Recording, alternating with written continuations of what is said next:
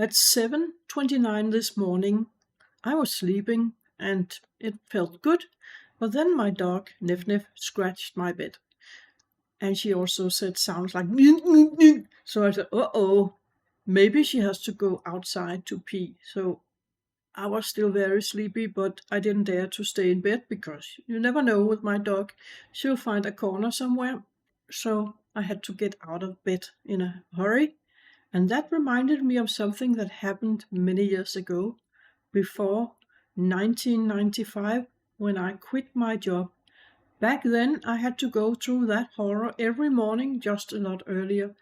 I had an alarm going off, and they weren't present. That back then they were noisy, and you woke up with a shock. Your heart was battering like this, and it was horrible. After that, you had to hurry. You had to throw some coffee in board and get out the door and maybe dress your kids and stuff like that, and then go out into the cold, windy, and rainy weather in Denmark. I think it's always like that.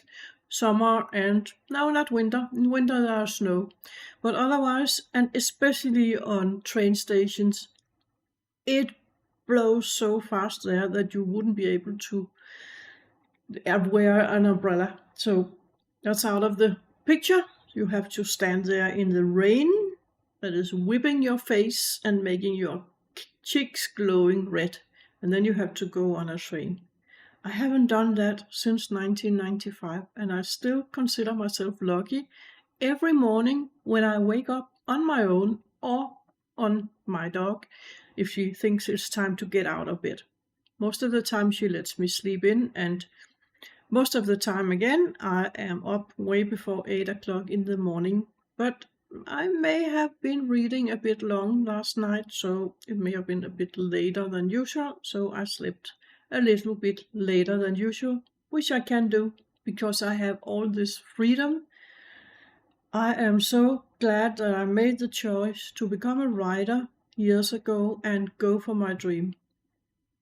At first, it cost me money because I asked my boss back then if I could work one day less a week, so I could take Fridays off and go down 20% of my pay, which is a fifth of the week, so I thought that would only be fair.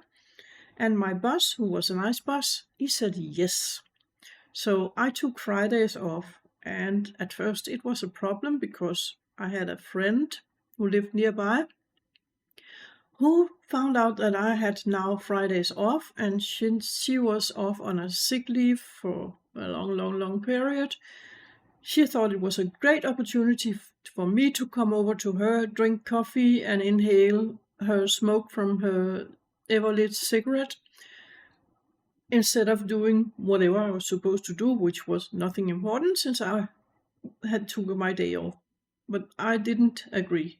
After a couple of Fridays in her apartment, I said, no, I'm going to write. And she didn't take that nicely. She broke up with me, if you can tell. So no more friend there, and I was free to write. And I wrote. I learned from a course with a teacher, but it took writing to really learn. So I had the opportunity to write the exercises I got and then send in my results and get feedback from him. And I remember seeing the feedback, especially to begin with. It was red all over. If I had the same word at the beginning and at the bottom of the page, he would make a round circle around it and down to the next one, and then a long line between the two to show me that I was repeating myself. No repetitions.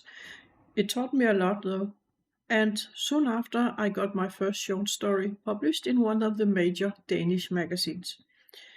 I was well on my way to become a writer and to enjoy the freedom I still do today.